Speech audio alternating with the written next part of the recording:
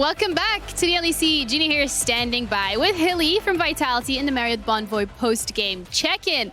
You guys are going to playoffs, so let's talk about that first, because I would love to know how that feels. It feels good that we made it, but for me it's like nothing special, honestly. It's expected, I feel like. I mean, last year wasn't the best, right? But I feel like this is rather exception than, you know. It's my first time I missed playoffs ever, so it's like, for me, playoffs is just, you know, I belong there in a way. Just another day in the office for Hilly. So when you're looking at playoffs particularly and how this game went, I felt like your composition was just really strong.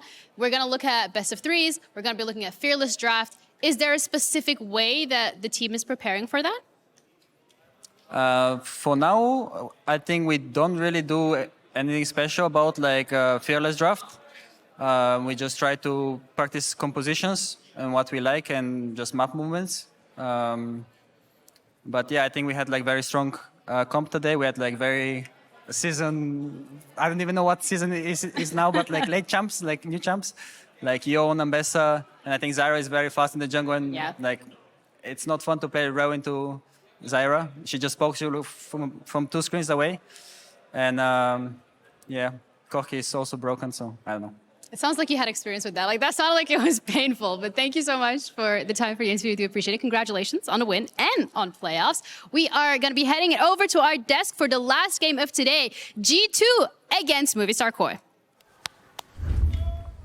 Thank you, Ginny. A lot of things to say about this matchup.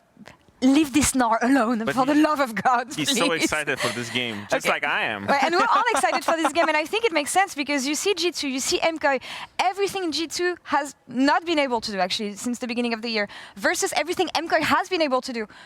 Who's favored in this matchup? Well, I don't even know. Actually, despite MKOI looking a bit weak yesterday, I still think they're favored. I think one of the things that MKOI does really well is play with tempo. One of the things that G2 at least were able to punish against Rogue yesterday was Rogue's lack of use of tempo, because they know how to play side lanes with caps. But I think MKOI has played against G2 a lot, and they understand how G2 wants to play through a side lane with caps. They understand the way that they want to use their tempo. The problem is that, well, at least the problem for G2 is that MKOI is not Rogue. They're not slow. They're going to be fast. They're going to be trying matching you. And I think if SkewMond falls behind to Elyoya, if Labrov isn't performing against Alvaro, because those two members have struggled a bit, I think the tempo of MKOI can be a bit difficult for G2. See, this is usually where I would be like, oh yeah, but G2, they're going to be doing all of this, and that's why they can win. But I think that MKOI is also the favorite coming into today, because we have been seeing a lot of slip-ups from G2. I do think that that's the draft to have a lot of fail-safes. We saw the Cho'Gath Vi combo yesterday.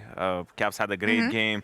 But I do feel like against MKOI, having these sort of slip-ups in the early game, you just can't do when Elyoya and Alvaro are ready to take over the game, you know, and also pre-facing mid-matchup with Jojo and Caps. I do think that Jojo leveled up MDK, even though he had a little bit of an oopsie yesterday, and I think he let the game slip out of his hand. I still feel like he has been a great addition, and I think it's going to be a big factor into today's game. I mean, I agree with that, but I also think that if G2 is going to win today, it is going to be through a slip-up in the mid lane, and it is going to be through Caps still winning, because despite their struggles, I think Caps has been still the best mid laner in the league. I mean, we have evidence of how this matchup goes in the mid lane 2022 MSI, Jojopyun versus Caps, and we know how this one went. I'm sorry, Jojopyun, that we have to show this. It was your debut, but it was ugly games for him, especially in the mid lane. Legends say this is why Jojo is calling for mid resources to this day, because G2 was very adamant at playing for Caps, and they still are.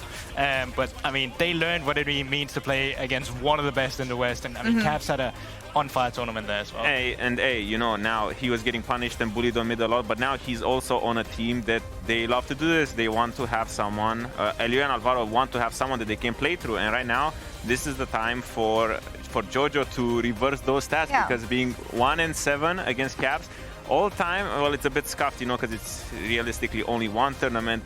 But I feel like now he's in the prime position to reverse these stats and make a better name for himself. Yeah, but as you said, they haven't played against each other since 2022. And while that does say 7-1, I want to remind fans, that MSI 2022 had a bit of a scuff format, and that was when we had the 3 groups, at least for G2, EG, and Order at that time. So like they were playing against each other 4 times in that tournament, and then they played against later on as well when they met. So I mean, it is a bit skewed. And I think back then, Jojo was a lot more raw. I think he's a lot more refined in his gameplay. We still see some of the rawness. I mean, we saw that yesterday. But I still think that he's a different mid laner than he was back then. Yeah, different time, different history, but a matchup that will serve in the mid lane. And ahead of this game, we caught up with Jojopyun, so Ginny, take it away. Hi everyone, Ginny here, and I'm joined with Jojo ahead of your matchup against G2. I would love to have a conversation because obviously you have a lot to say when it comes to European mid laner. So you're going up against Caps, like the GOAT of Western mid laners. Yeah, I mean, I think it's going to be a fun match. I respect him a lot as a mid laner. And I agree that he's like by far the best Western mid laner. So I think G2 this split is not looking too good, but I still think he's playing pretty well. So it's going to be a good matchup. When it comes to your experience with Caps, is there like a particular game, maybe against like a Bird, that stands out?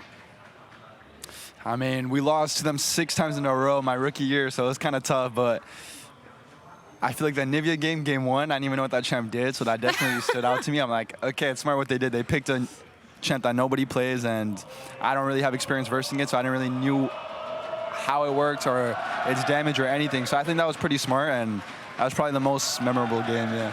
Are you like more prepared this time? Is there any champ they could like pull out that you're not I mean, not really. I feel like my understanding on champions definitely got better the past 3 years, but I still think today's going to be a hard matchup, and we can't, you know, it's regular season at the end of the day, and I think G2's in, I don't know if they're in playoffs or not, but we're in playoffs already, but still, I think this is a really good match just to see our strength right now and our weaknesses right now, so, yeah.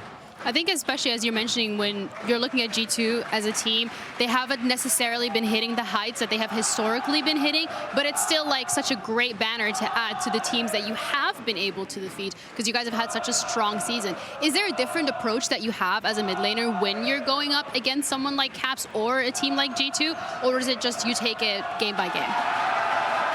I mean, it's definitely like, I feel like I'm not changing my playstyle too much. I just know that the enemy mid is going to exploit the mistakes I do more. So, for example, I just have to play on my game more and not greed or not waste tempo too much because, for example, Caps is going to take advantage of that versus, I don't know, a mid laner that's not too good, right? So just, it makes it much more fun too because any like small mistake that both of us make, we can take advantage of pretty easily. So it's much more fun and much more easy to get in flow. So, yeah. That's good to hear. I'm looking forward to how this mid lane matchup is going to play out, but the game in general. Do you have any predictions or any words you would like to share ahead of the game?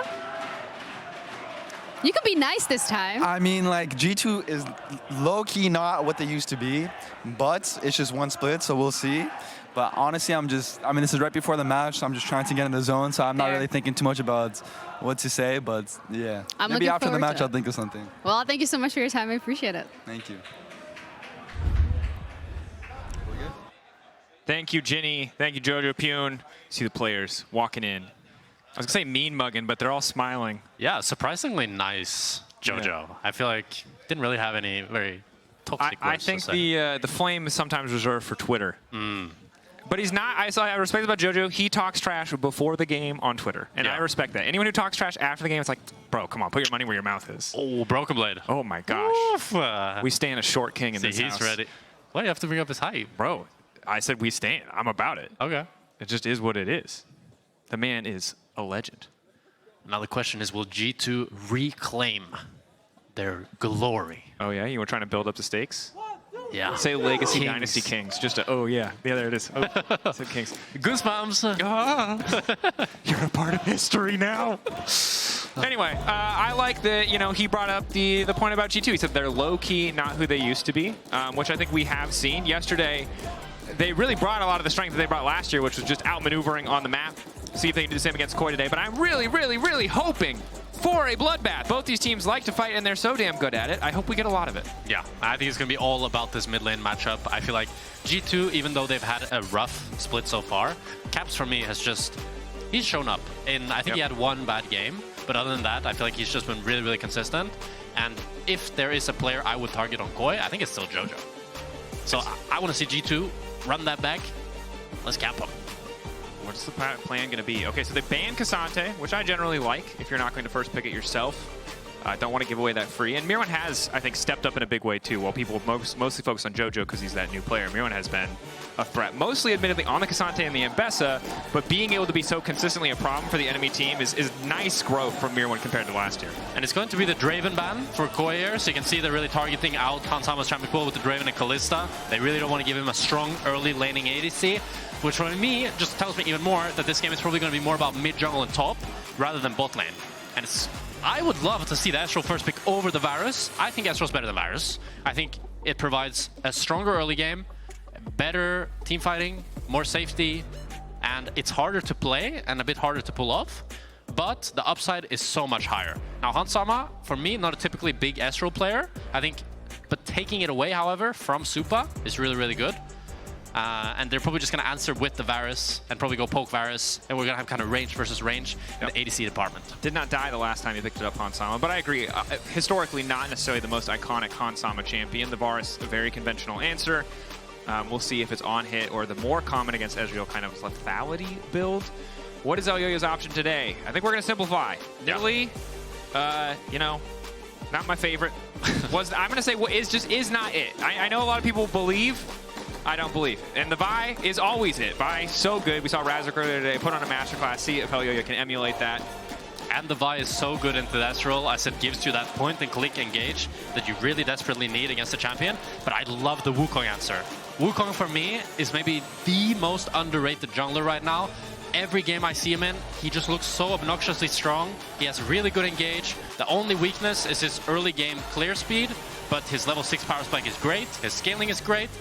And everything about him is so big. Again, I mean, a transition from what we saw in the first 2 weeks. We talked about it. People really focusing on range, but now hard engage options are the name of the game. And Wukong is just going to outscale the Vi, short of a massive gold lead, right? Just the ability to CC so many different targets, the cooldown reset on the Q. I would say yes, he outscales in the fighting department, but Vi offers more of like this snap point and click engage that Wukong can never really bring. Wukong wants a long drawn out fight where he can get both ticks of the Cyclone and really stack up his passive, while Vi wants more of a fast, snappy fight. So while I prefer the Wukong later on in the game, I think Vi always has a win con against it. Especially if it's paired with something like the lethality bar, so that we'll still have to see the options. But KOI, credit to them, matching fire with fire here, getting the Rakan for themselves. Rakan has looked fantastic today in the LEC, and while Leona does have a lot of positive interactions, I think, into Rakan as a pick, it always feels like Rakan is the one who gets to kind of set the pace, set the tone. Yeah, Rakan is just so slippery. He outranges the Leona in the auto attack department, so he can always space her. And it's just like a really comfortable matchup to play as the Rakan. The only real worry you have to worry about is like Leona flash queuing you and you getting fully one-shot. But as long as you're playing around that window, you have so much more freedom than Leona does. And you also can go for much deeper vision than Leona because you have all that mobility. And in my opinion, it's like one of the nicest bot lane matchups to play is when you have that Rakan into the Leona. Yeah, as long as you make it through the laning phase, I feel like pretty comfortable, pretty cozy. Maokai taken, so I guess limiting potential creative follow-ups here. As so well they're thinking as the Mbessa. They could play Maokai top here. That's why they're running it out. That's interesting. Not sure if it's shown up in scrims, but it is a champion that has obviously, or that I've heard has shown up in scrims. Not sure if these teams have been playing it, but the Gnar and the Mbessa both taken. They do not want to give a safe, easy blind pick to Myrwn. So one of the solo laners is going to have to bite the bullet here in blind pick. Did KOI miss a ban? They didn't. Or is it a spectator bug? I think they missed the ban. It's going to be Taliyah here on 4. I really like this Taliyah Vi combo. And now I think this 4-5 from G2 is really going to determine whether we're going to see lethality or on-hit Varus. And they could even send the Varus top. I mean, Myrwn has played it. I think it's very unlikely in this meta, but it's a potential flex. Something to keep our eye on. I'll check when we get in game as to where the 5th ban went, but the Ornn... G2 are going for that nice and simple comp. I like this. Just fully send it. Ornn, Wukong, Leona. Now maybe Ornn and Leona I think just get to stand a mile away. Last pick Orianna here. Don't. Or just, I think Orianna's great here. It's good matchup into Taliyah, and it follows up on the, Aurora, nearly Orianna. Also good. Also keeps them in a circle that they can walk out of, but they'll get slowed. Yeah. And I think the biggest upside of it is that it's much harder to kill the Aurora on mid lane for the Vi, while if you lock it in a mobile mage into this Vi Taliyah combo, it's very scary. And just an update from our side, the missing ban is Victor. There was a ban, it is Victor, it just did not show up correctly on our HUD. So taking away that control mage option. Gwen! Wow. And Myrwn, we had a joke. There we go. There's, I was waiting for, EU's #1 Gwen enthusiast, and Mia's #1 Gwen. I played with Myrwn end of 2023, and we had a joke that whenever we were scrimming, we would get our one daily free Gwen win. Because whenever he would lock in Gwen, he would just 1v9. I'm very familiar with this Gwen. I think it's very, very good. He was one of the few players that built like full AP on Gwen rather than this kind of less useful hybrid build. And he was always one-shotting. And it looks like a really good Gwen game. Very melee-heavy comp here from G2. So I'm excited to see what he can do with it. Let's find out. Some spicy picks, some interesting drafts. G2, you know, a bit safer than I think we're used to seeing this team go for, but I like it. A return to the fundamentals. Ornn, team fighting. Some good front to back, some good safety for your respective carries on the opposite side. The Gwen, kind of the curveball here. Jojo getting the Taliyah from himself. We'll see what that mid lane matchup looks like. A lot of history there, as we heard from the desk. We'll see who comes out on top in the 1v1. It's time. MKOI G2. Woo! And if there's one thing I feel like we've seen in the LEC the last few days, it's been just making it simple is the way to go. If you have good champions to pull the trigger and you're willing and able to play them, you will have a good time. I also just think getting the reps in now before Fearless makes a lot of sense because it's like if you win one draft with your Ambessa, you know, Vi, and then next game you just play full scaling, that feels like a pretty good recipe for a 2-0 to me. The only thing that I have worries about KOI's comp here, because it's a very squishy comp, you don't really have any true tank, while G2 has 2 true tanks and a bruiser. If I'm the Varus this game, who is helping me survive? I have my Taliyah that can kind of set me up, but I more so have selfish champions in the Vi and Gwen that just want to go in on enemy backline. So I could see this being hard to play, like on-hit Varus game as you're playing this a mobile carry, and maybe G2 is going to look for a late invade here. And I think the struggle is if you go lethality, you're never doing damage to the Ornn or the Wukong probably. And if you go on hit, you're going to have to glide on people because you don't actually have any tools to survive the dive other than your flash, other than your cleanse. And KOI here is thinking that this would be a swap as they see the Ornn and they know they have the Gwen into it. But it is actually going to be standard lanes. But Ornn is waiting to show to, I think, deny XP from the Gwen on top lane. Very interesting start here, and they also late invaded bot, so it's going to be a split map situation, very similar to the KOI, to the Fnatic K-Corp game that we just had, where they also late invaded the Vi, and this is kind of a common occurrence as Vi's biggest weakness is her early game. See if Elyoya recognizes this and tries to Vault Breaker over the wall, avoid some of that vision and invade, get something back. Broken Blade taking control of the lane early. Good patience, as you highlighted, to wait to walk into that lane. But an early level 2 means a huge chunk onto Han Sama. Gleaming Quill heals up most of the damage that's fired back onto Alvaro. Yin. Body block there with the Guardian. More autos coming back from Supa. Gonna proc the Blight stacks as well. They're trying to keep Labrov low. Going in, trying to get fancy with the Labrov. Tries to get too tricky. Excuse me, Alvaro tries to get too tricky. Labrov getting the kill. Supa trying to fire back. That arrow misses. A devastating double kill for the G2. It's a disaster for KOI. Everything goes wrong. They're fighting on the weak side. Wukong's behind them. Supa recognized it, so he knows he needs to go in, but nothing goes their way, and it's just overforced by Alvaro. It's a diffy in the hippie. It's a hands diff, my friend. It's a beautiful flash by Labrov. Let's watch it back here. I mean, this Labrov, like Alvaro has the right idea. Leona has no spells, but Leona does a really good flash, flashes in to actually dodge the, I mean, it wouldn't actually matter, but it was a really good flash. And then the Han Sama, beautiful flash on the Supa Q, and hits the Q. Hey, look at that smile. Oof. That's a nice way to start the game.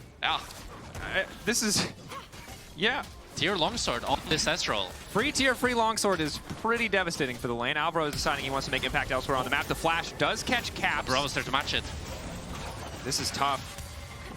That's just Alvaro flash burnt for free. You can see the desperation kind of setting in there, but Labrov is playing this game really cleanly, matching this roam. He makes sure to not show, so Alvaro still actually goes for the play. And I think this is big for G2 when you look at future development, which is kind of the expectation for both these teams, right? They're probably more focused on playoffs than they necessarily are on worrying about placement in the context of playoffs, given that they've both already qualified. And Labrov was the one who stuck out at first in those first few weeks and those first few losses. Wasn't quite on the same page. This game, looking like a very different story. Outplaying the 2v2 in mid when he needed to be to stop the counterplay coming in from Alvaro. Yeah, and I'm pretty big on Labrov. I think he's really good. I think he had a really poor first few games, but from my experience of playing with him in solo queue and playing scrims against him, I've always felt like he was very good mechanically and just a very solid player. And as well, playing against SkewMond last year, I feel like G2 really got a really talented support jungle, and maybe they were choking a little bit, they had some bad first few games, but I think they've been able to show, and they are showing, much better performance now. Then the kind of the comfortable position for G2 is that you have 3 core components of a veteran lineup that you can still manage to put together some wins, even when those 2 new components, these 2 new players, aren't quite 100% synced with the team, haven't had that time to gel, to mesh, and it's only going to get better as the year goes further. KOI in a bit of a deficit here early on. Labrov, nice initial lockup. Alvaro looking to get aggressive. SkewMond here to cover, but in the meantime, in the mid lane, we have a 1v1. Cap trying to get away from Jojopyun. Threaded volley, forces the flash, and the 1v1 does not want to overcommit. SkewMond's matching this bot gank, but it doesn't look like anything is really going to happen. Oh. Labrov. Alvaro might be in trouble. Alvaro just going to get deleted. Tries to battle dance back. Labrov already going in. Alvaro desperately trying to run away. One more auto should just finish the job. SkewMond grabbing the kill. Elyoya and Supa trying to get something back, but Alvaro can't get anything done. Another one going to fall. MKOI, devastating bot side play. Oh my god, G2 is getting everything. They get the feats of strength. I mean, the warfare part of it, and they're just 3 kills on this Ezreal. He is getting so fed and so accelerated towards this Triforce, and he's going to be a menace. And again, praise to Labrov. Come under a lot of scrutiny, but this is a fantastic game. It's really good. Like, even though Ezreal is far here, Labrov recognizes that Alvaro is so low, and you can see Labrov doesn't actually aim his E for the Rakan. He aims it for the Vi and the Varus, because he wants more. He doesn't just want to kill the Rakan, he wants to kill them all. And he's also aware that if the Rakan goes back, he's right where he needs to be. He's there to cover Aftershock, not quite able to dodge that last bit of damage from Supa, so he does lose his life. But G2 in an excellent position. Yesterday it was so many kills going against them early game. They needed to rely to fall back on a clean mid-game, clean macro, better side lane controlled. That is not the story of today's game. It is just dominance in that bot lane 2v2. Yeah, and if you are a KOI fan, I think the worst person to get fed on G2 is Ezreal. Because Ezreal has such a comfy time playing against this Taliyah, playing against this Gwen. He can just outrange them and has so much mobility to avoid them. And it all comes really down to Elyoya then finding him in these team fights. Caps flick back there. Well played by Jojo, getting some damage down as Myrwn now. Level 7, good damage here. Does he want to go in onto BB? BB flash out. And this 1v1 maybe where they can make more of a difference, but this is part of the reason why you highlighted as Ezreal being the problem. Even if they bully this Ornn, if he gets to ult and make space for Hansama to do work, he can carry these fights. I want to highlight though that KOI solo laners this game are very solid. Blowing both flash on mid and top solo, that's very good. And it might be able to set up Elyoya for some type of gank in the near future. It is only a 500 gold difference. All those kills only amounting to 400 gold in Hansama's favor. Obviously 4 assists going to Alvaro, but it hasn't resulted in a massive item spike, even if it's put Supa in a relatively uncomfortable position. Yeah, and it's kind of not normal that that happens, because normally when you get these kills, you would also accompany it with a CS lead with plates, but KOI has actually stabilized rather well and have been able to get a plate. They're equal to up in CS on the Varus. So in kill score, the game looks really rough. But in terms of actually gold and items, the game is quite close to equal. The biggest thing there is the XP lead. You saw Supa now just hit level 6, while Hansama is about to hit level 7. And levels in League right now are incredibly important, and it will allow Hansama to continue winning the 1v1 and continue to pressure Supa. Supa also down a bit in terms of itemizations. Vamp Scepter nice to have to deal with the poke, but the Sheen early item spike does really suck to deal with. As Labrov is a bit of a shad here. Just hitting Alvaro as he walks into the bush.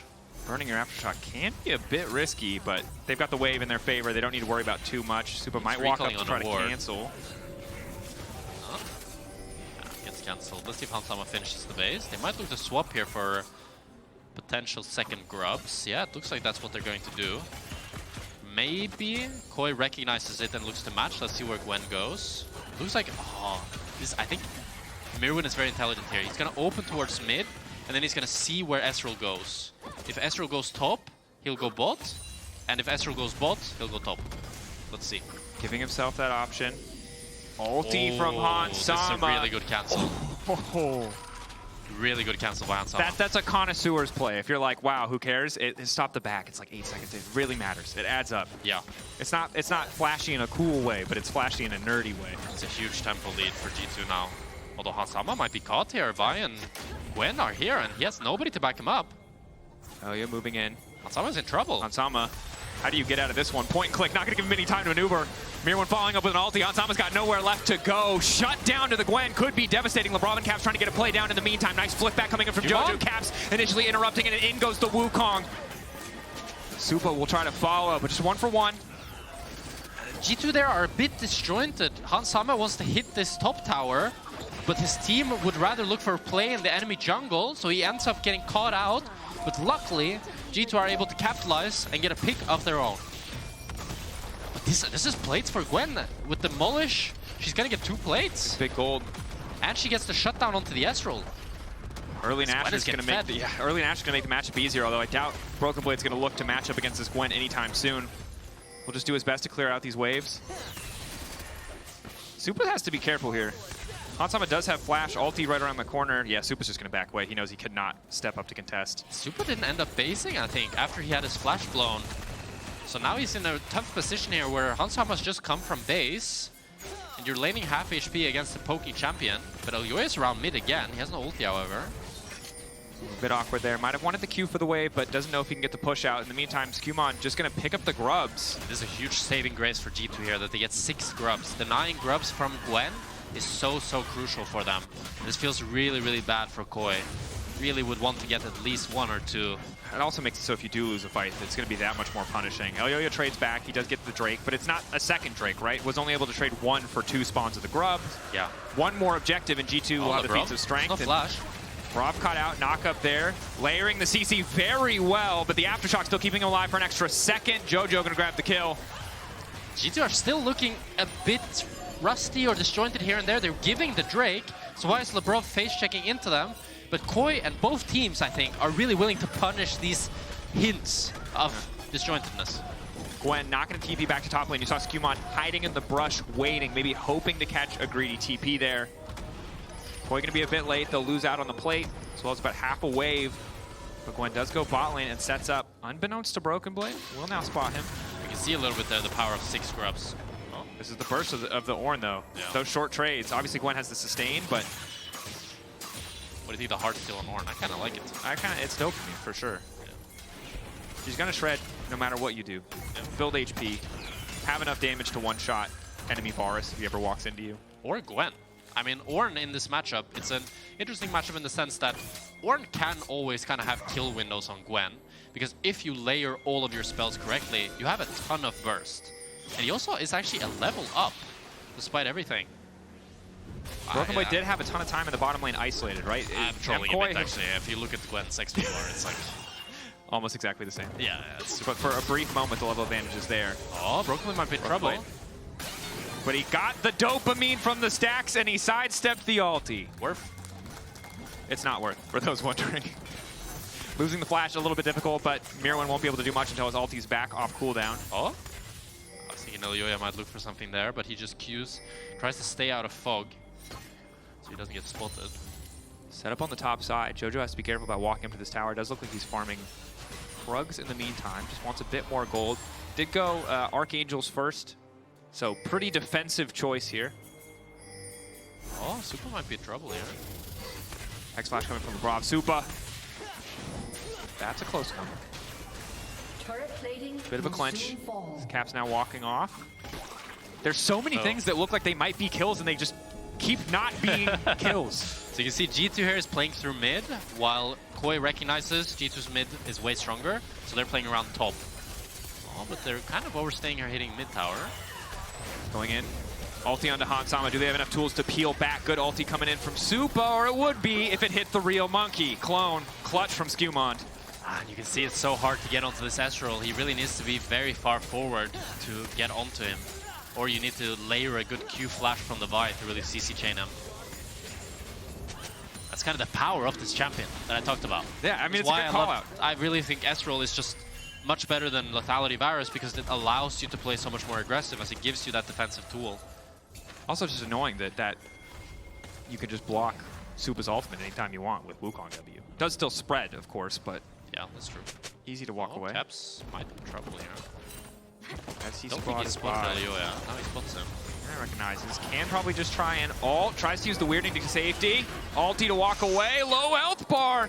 He'll be fine, but he can't stick around. Jojo chooses not to ulti. I was thinking he might try to follow him. Labrov was close. Myrwn trying to delete the wave. Recognize the potential for a dive. Nice flashback coming in from Myrwn. Supa now going to be in trouble. Good damage traded back. Alvaro here to try and save the day. Hansama will walk away fine. First tower dropping down in the meantime. Supa with a blinking health bar. Labrov on the chase. That was close. Incredibly close. They should get pushed mid. They should be able to get a tower back. Hansama is very comfortable in this game. He's kind of 1v2ing on mid. Ulti! Oh! Okay, I'm sorry. Labrov's clean with it. Alvaro didn't even suspect for a second. He wasn't the real target all along. Oh, and they get the mid tower. G2 is so happy with this. They're just getting everything. I knew what he was doing when he walked up. I knew somewhere in his brain he's like, I'm going to ignite or ult this guy. I just never thought it would work. This is a tough game from KOI bot lane. Tough early game into getting outplayed like that. Losing the mid tower alone. Kinda gotta rely on Gwen to carry. Yeah, 1-0. Lot of money in that pocket. Myrwn shredding this tower. Broken Blade holding on very nicely. Has had to burn the flash a few times, but given up no real kills. Not that many plates. And CS-wise, he's only down around 2 waves, which is really not too bad. So, if I'm G2, I'm very happy with this whole game state. But I mean, you 6 scrubs, you denied everything from the Gwen. Only 1 Drake has gone over, so you're not too scared about that scaling aspect. Looks like they're gonna drop the Herald though, actually. Probably because, I mean, actually, it's because Broken Blade TP'd to bot, and Myrwn had first move to this Herald fight with TP as well. So good decision here from G2. KOI debated for a second there if they wanted to go for the play on the Ezreal, but they'll just be happy with the map trade. Yeah. Conceding 1 Drake to 1, it's going to be a long time before either team sees Soul. It will be interesting to see which... Well, I think the Mountain Drake is quite a lot more valuable than this Cloud, just due to the fact you have Myrwn, Leona, and I mean, as a single Drake? Yeah. Most certainly. It will be Infernal. Okay, so scary for both sides. And they're fully grouping on mid here, putting down the Herald. Hansama's ulti not really adding any chip damage. Breaking mid would be big. Are they ready for the full-on fist fight? TP behind. Good call, Jack. Herald crashes. Ornn ulti. This is the power of the G2 composition. Here comes Cap. The setup is good. Already 1 kill going down. All of Mad Lions KOI need to get the hell out. Alvaro trying to run, but there's nowhere for him to go. Myrwn's here, but it's too late. Jojo running, flashing, eventually dying. SkewMond is now on a rampage. And G2 is looking clinical. They're taking everything on the map. They're pulling the trigger when they need to, and they're getting everything. KOI have the right idea. They have the Herald. They want to group up. They want to make something happen. But a beautiful flank TP from Caps here sets it all up. And SkewMond and Labrov pull the trigger alongside Broken Blade. I mean, there's nothing you could do. It's perfect. Supa just gets one shot. And obviously, Myrwn coming in right now here, far too late. This was the person on the team we talked about, the strongest point on the team. And while he did have TP, it's just too slow to get to the fight. G2 recognized that window of opportunity. Then Vars doesn't do enough damage. No one does enough damage to stop them. Their tools are just better in a fight like that. Yeah, and now you see 2 item power spikes on this Wukong, on this Astral, and we're approaching Atakan. And I have a hard time seeing how KOI is going to navigate this. It's really tough. Jojo, again, 1.5 items now. Will eventually start to hurt a bit more, but Hansama doesn't really need to step into threat range too often until he's already been locked up. And this is where things like an Ornn ult and a Leona ult get more terrifying. When you're at a deficit and the enemy team has non-committal CC, they can throw an ulti out. If you get caught, you instantly lose the fight. If you don't, you still can't really jump in and punish them for using that ulti. but maybe a side lane pick. Brokenblade is kind of sniffing it. Holding on to W, flashing for a moment. W there to block the initial CC. A lot burned here, but Broken Blade should fall. The Ornn not tanky enough for 3 members. Elyoya grabbing that kill. Supa running. Caught out. SkewMond just going to go in. Ulti good from Supa. Fall now coming in from Jojopyun, knocked up initially by the ultimate, but they might be caught in their own trap. Myrwn still going. Myrwn getting lower and lower. He's got so much AP, but not enough health. Follow up there. Myrwn burning. Alvaro burning. Everybody's falling down, but in the meantime, this fight is split. Hansama caught out, trying to get something back. He will drop from Elyoya. Myrwn still trying to get a bit more healing. Outplay wants to get it, but no, the Wukong. Clean kill to finish the job. Messy, messy fight. But it's so nicely played by KOI here. They try to find the pick onto Ornn, and Supa's kind of caught out of position, but his team salvages it really nicely to be able to pick up some kills of their own. And overall, as a comeback play, this was great for KOI. It's a bit too optimistic, this pathing for Supa, and it's also, you're not really reaching the spot play. Questionable decision-making from Supa here. Is able to ult. It's a good ult flash, and Alvaro chipping him with the W is really, really good. It's a bit unlucky that it don't have enough damage to actually kill SkewMond, because if they did, I think they kill Leona, they kill Astral, and it's clean. But instead, they end up trading a lot less favorably. They get Hansama, at the very least. And Myrwn nearly here. Montage. Close to having that moment. You could see the tension. I think Ramah's eyes tell the story. G2, though, still in a commanding position. 2.2k gold lead. Good fight, good look from MKOI. You can see how strong Myrwn is as he gets closer and closer to that second item. But a 900 gold lead for a Gwen might just not matter in the face of an Ornn who's very comfortably just going to ult in these fights. I think this is impossible to fight for KOI. They still don't have second item on Varus, Taliyah, or Gwen. I think they might have to drop it. Oh, but you're just going to keep losing objectives if you do lose this. The Drake will also fall too. Elyoya wants the 50-50. Poke there from Hansama, really so not hard threatened. to enter here. Myrwn has ulti, he can try to make the montage, but at 6k, I think they're just here to spectate. Ulti going in, Jojopyun locked up, chain CC flawless. Now they're trying to disengage, trying to turn this fight back in their favor. Supa for now untouched. Myrwn still doing relatively well, but a lot of poke coming in his direction. Finally going to use the hollowed mist, trying to stay alive as long as he can. Myrwn hoping for the montage, but the CC might be too much. Myrwn extra healing, not nearly enough to get it done, however. Hansama finding kills. Objective still not down. MKOI have not conceded the objective. Hansama, nice backstep. Alvaro, inches away from death. Bro, Hansama, this game is looking very clean, but Myrwn is so close to making the miracle happen. If he has a little bit more damage there, that could easily have been a triple kill for him. But miracle's the right word. You are preying on a miracle. Your one angle is this Gwen. G2 are painfully aware of it. Now they're just restarting the objective. TP's from Jojopyun, he's up in 3 seconds, but I don't think it's going to matter. Yeah, they're going to go Atakan into probably the Drake. And it's a really good TP here from Jojo onto the top. He's going to look to push out this wave. And then probably Myrwn is going to push out this bot wave. And ideally, you're going to remove all the waves. They have to play with this Atakan. But here, I think Jojo is in a weird position. He's thinking about ulting, but he ends up getting Leona ulted into Ornn ulted and just caught out. His team tries to salvage the play. And Alvaro does a great job here at CCing everybody. And the fight looks completely lost. But look at Myrwn. He kills the Wukong, and then his Q and his E used beautifully, and he nearly kills both the Leona and the Ornn. But it's just not quite enough. Shadow Flame, obviously powerful. So many fights where it is still very close, and I think that's a testament to how well KOI are playing despite how pretty terrible the early game ended up being for the bottom side of the map. But it's not, again, getting easier. Yeah, but I think KOI still have a lot of life left in them. I think if this game can go on for longer and Gwen can get to more items, there becomes a point where Gwen can actually just one-shot people. This champion scales so insanely well. Execution will be the name of the game. A lot of the time, the creative picks for Myrwn were just about the lane. This is a different case. The Gwen going to be that late game scaling threat. They're looking for a cheese on top here, but G2 doesn't want to bite. They just want to play mid and bot. I would like to see KOI just trade here and just hit the tier 2, which looks like what they're doing. I really like this from KOI. Whenever enemy team has Atakan, just don't fight them. Just trade objectives. If you lose tier 2 but trade, you're really happy. And this is a play they started minutes ago, right? When they TP top lane. Yeah. Jojo set up there knowing that they did not want to fight. Myrwn now just going to ult the wave, delete it as much as he can. Oh, maybe in trouble. Mist makes him immune, so he will just walk away at least for a moment. Dashes Gwen is out. immune, baby. Oh, he still doesn't able to get the full wave. so they're able to get the tower. Is top lane just only champions who've had a historic copy pasta? Well, We have Gwen is immune, we have the Cassante copy pasta, we have the Ornn tank, Bruiser hybrid, whatever. Renekton R5. Oh, he's not anyway, no, okay. Woo, that's a curse. Strikes again. That was fast. Well, I don't want to beat that guy, but top lane has the most opportunity. So, Okay. That's not what I said. I just said they had copy pastas associated with them, but that's fair. Vi just holding on again. The name of the game is clearing the way. If you are not taking a fight against the false life empowered G2. this cross map ends starts off being very good for KOI, but ends quite rough for them as they lose Gwen and both mid and bot tier 2.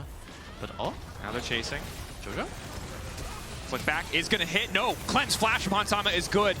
They get the summoners though. Jojopyun wants more. Hansama caught out. A little bit more damage coming through. Hansama trying to sidestep, but it's not enough. Jojo, full confidence on the play there to try and punish. And the timing of that play was beautiful. It was just a few seconds after the Atakan runs out, so they get an actual kill on him, which will allow them to push out waves everywhere and finally get some control back on this map.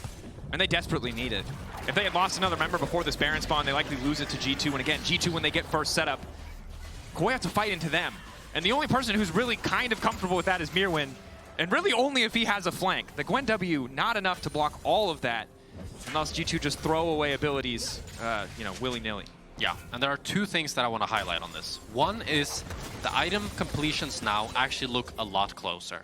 You have 2 items to mostly 2.5 items on the side of G2, and Hansama used both summoners, which makes Elyoya's life so much easier. Now, when Ezreal is posturing very aggressively, it becomes much, much easier for Elyoya to actually pull the trigger, as he only has that arcane shift. Something will track. Block it. We'll give him a little bit of extra defensiveness as Cat starts to push on a sideway. Myrwn trying to set up a trap. A lot of traps from MKOI. This is a classic from last year.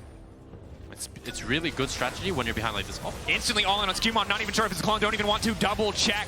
Shielding now coming in. Labrov trying to interrupt the play. Elyoya getting burned down. Labrov on a rampage. SkewMond just spinning his way out to safety. That pick did not work out the way they wanted. Myrwn forced the TP now.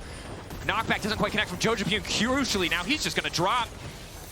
Will fall. G2 happy to turn that situation in their favor. And this might be Nash for G2 here. I love the idea from KOI, but they just don't have the damage to actually kill SkewMond. But Caps caught up. Ulti there. Caps falling. Shutdown. Baron still started. Myrwn, is he enough on his own to make up for the difference in men? 4 here in the still going to start the Nash. It's a bit unhinged, but there's no ulti for Myrwn. Jojo has TP in 20, but this Nash goes fast.